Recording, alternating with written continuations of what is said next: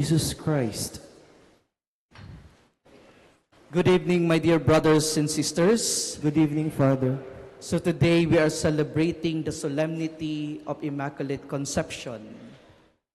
In 1858, in her apparition in Lourdes, Mary said and confirmed to Bernadette Soubirous, she said, "I am the Immaculate Conception." So Mary claimed for herself, she is the Immaculate Conception. My dear brothers and sisters, the Immaculate Conception is one of the so-called dogmas of our faith. By dogma, meaning it is a truth that we have to believe in. Ito ay katotohanan na dapat nating tanggapin at dapat nating paniwalaan. Ngayon ang tanong, ano ba yung nilalaman, ano yung pinaniniwalaan natin dito sa dogmang ito? At ano naman ito para sa atin na mga mananampalataya ngayong panahon?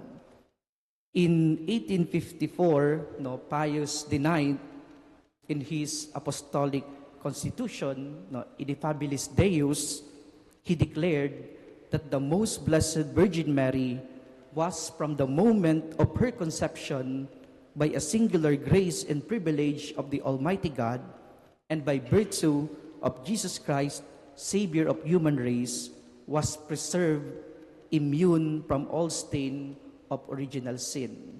It is written in the Catechism of the Catholic Church, number 491. Simply saying, na yung mahal na ina, sa sinapupunan pa lang ng kanyang nanay, siya na ay iniligtas sa kasalanang mana, preserved immune from all stain of original sin. Siya ay pinaglihing walang kasalanan, kaya nga tinatawag nating Immaculada Concepcion. At ito ay dahil siya ay magiging ina ng manunubos. Ang tanong sa atin, ito ba ay dahil sa kapangyarihan ni Maria? Sinasabi sa atin ng simbahan, hindi. Ito ay dahil sa kadakilaan ng Diyos. Nandun sa title noong Apostolic Constitution, Ineffabilis Deus. Ito ay dahil sa hindi malirip na kadakilaan ng Diyos. And by a singular grace and privilege, for she will become the mother of Jesus. So sa kanya ibinigay, tanging kay Maria lang, ibinigay itong napakalaking grasyang ito ng Diyos.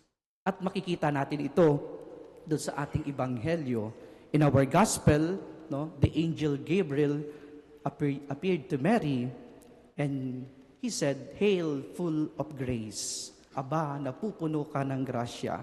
Sa salitang Griego, yung ginamit is kekaretomene. So hindi lang yun pinagpala at that moment, kundi siya ay lubos na pinagpala. Sinasabi natin na si Diyos, di ba? Wala namang past, present, at future, Lagi, para sa Diyos, yung kanyang grasya ay in the present, very much, instant, di ba? So, pang magpakailanman yung grasya ng Diyos. At sa plano ng Diyos, si Maria, na magiging ina ni Kristo, ay bubuhusan, ng kanyang pagpapala. And truly, Mary was full of grace. Siya ay highly favored, by God. And again, hindi ito dahil sa kanyang sariling kadakilaan, but because of the goodness of God, At dahil siya ay magiging ina ni Jesus. So sana maliwanag sa atin ito. Ang pangalawang tanong, paano naman natin nasabi na ito ay inilaan tanging kay Maria? Kung babalikan po natin, our first reading from the Old Testament, actually from the first book of the Bible, from the book of Genesis, ipinakita na doon na yung kasalanan pumasok sa daigdig sa pamagitan ng unang tao, si Adan, and most especially si Eva. Dumating yung kasalanan sa pamagitan din ng isang babae, si Eva. Ngunit after na magkasala yung unang tao, ibinigay din ng Diyos, no, yung kanyang pangako ng kaligtasan. Genesis 3, verse 15. Ito po yung tinatawag nating proto-evangelion o the first gospel. No? The first gospel, anong sinasabi? Sabi doon, I will put enmity between you and the woman, between your offspring and hers. He will strike at your head, and while you strike at his heel. So pinapikita doon yung paglalaban ng babae, yung kanyang mga offspring doon sa serpent, no? And kung pupuntahan naman natin yung book of Revelation, the last book in the Bible, it shows, no, that Mary, no, the woman, no, standing at the head of the great serpent, clothed with the sun, with the 12 stars in her head, at siya ay nagdadalang tao. At kung makikita po natin, yun yung imahe ng Immaculate Conception. So the woman standing at the head of the serpent with the sun, no, and the 12 stars in her head. At siya ay nagdadalang tao. So yun yung imahe ng mahal na Birheng Maria. That is why the fathers of the church, the early fathers of the church, is calling Mary the new Eve. Tinatawag nila si Maria, the new Eve. Dahil kung paano yung kasalanan dumating sa mundo sa pamagitan ng babaeng si Eva, ganun din yung kaligtasan, yung grasya ng Diyos napasa atin sa pamagitan naman ng isang babae, no, na si Maria. Dahil sa kanyang sinapupunan, yung anak ng Diyos, yung manunubos ay nagkatawang tao. Sinasabi nga sa atin, if the land that Jesus had trod is holy, how much more the womb that carried him. No? Kung yung lupa na inapakan ni Jesus ay banal, how much more, no, yung sinapupunan, yung womb na nagdala sa kanya. So kung mayroong lilinisin, kung mayroong ipaghahanda, mayroong unang ililigtas ang Diyos, walang iba kundi yung magiging ina ng kanyang anak na si Maria.